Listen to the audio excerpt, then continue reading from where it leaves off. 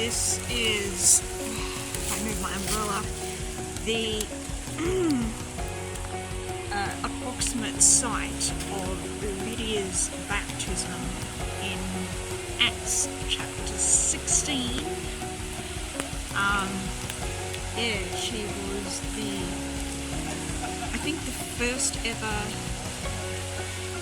Gentile who was baptized in Europe or whatever. And yeah, this is in Philippi after Paul preached in Philippi at the Roman Forum, and this is practically like walking distance from the Forum. It's a bit of probably take about half an hour walk, but yeah, it's actually a really lovely site. And there is a baptistry dedicated to Lydia up there. You can see the building up there now. So yeah, I don't actually know how it actually looked back then, or if this is a bit dark. I mean, there's another memorial over there, you can see the back of it. But yeah, I really like this little site, it's really nice. Thanks. Alright, we're now here in Berea, Greece, which is in Acts chapter, it was after Paul and the others went to Philippi and Thessaloniki.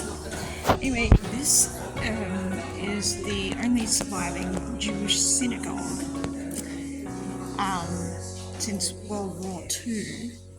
Now, when Paul came here, he went to the Jewish synagogue. Obviously, this is not the same synagogue because it's more modern, as you can tell. But yeah, there's still a Jewish community here, and the people here were a lot more receptive of the gospel because they obviously matched up the Old Testament with what Paul said about Jesus. So the people here were more noble, righteous, or whatever the word is, more humbling to the gospel than the ones in Thessaloniki. Anyway, so this is, the only synagogue. It's not actually in use, it's just a monument.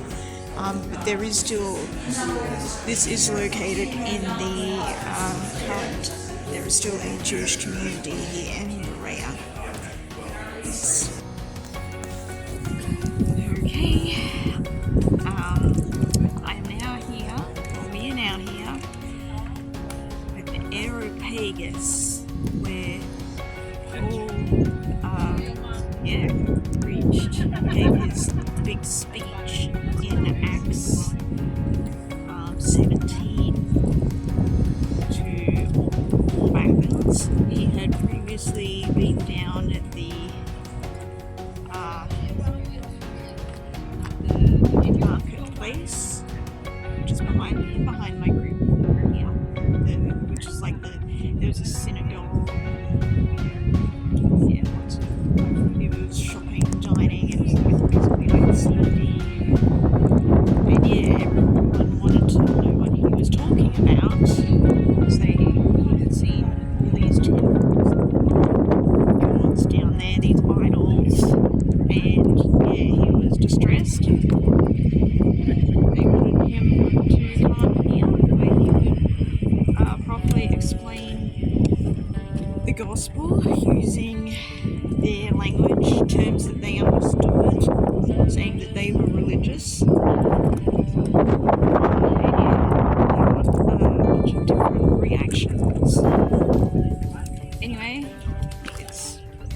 be here in an actual place where Paul came. Alright, we have arrived in Corinth, which is where Paul came after he was in Athens in the Areopagus.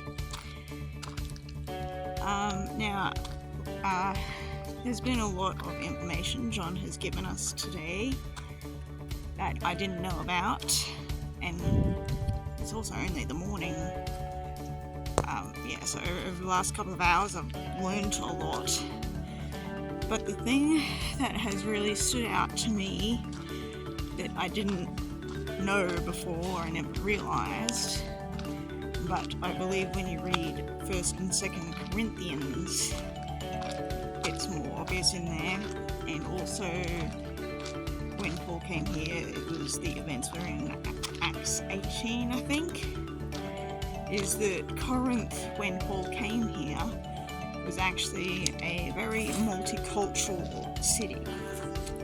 So there were Greeks here, with loads of temples and sacrifices. There was even a Greek god who specialised in healing and stuff. Anyway, there were Jews here. There was a Jewish temple. I think there were Romans here, I'm not quite sure. And then I think there were just, secular people. It was basically a very sex, drugs, and rock and roll city. But yeah, and then Paul came and preached the gospel to them, and I believe that the leader of the Jewish synagogue himself became a Christian, and then caused controversies, caused a bit of a rivalry or a split and whatnot between the Jews and the new Christian church here. So Paul, I think, addresses a lot of all this controversy, a lot of all this variety of issues, and I think both 1st and 2nd Corinthians. I guess now I'm going to be looking at it with those letters with the new eyes and understanding. But yeah, I will say that I've learned that where I'm standing right now is the forum where Acts 18 happened. Probably the initial preaching and stuff. Anyway, that's Corinth for you. Okay, we are in Cenchreae, which is another site that Paul went to in the Bible. So after he left Corinth, he was there for 18 months. While he was there, he wrote the letter to the Romans. And he came here to Cenchreae, which was the way out, I guess. As you can see, it is a port side, or at least it was a port side city. You can see some ruins over here. But yes, it's a port side city, town, I guess. And it was here that Paul, he got a haircut after a vow that it was a Jewish thing. Apparently he, when you completed a vow, you got your haircut, and we don't know what the vow was, but it was probably the missionary journey, maybe? Anyway, while he was here, he gave the letter of Romans to Phoebe, who was a deaconess here. in church in prayer. And Phoebe got on a ship, presumably, or a boat. I don't know if they have ships, and sailed out there, leaving Greece all the way to Rome in Italy.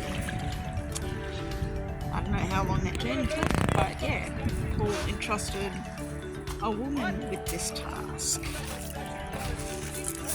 And yeah, the book of Romans has changed many people's lives. But for now, we are enjoying a swim in King Prayer for those of us who are keen to brave the winter weather.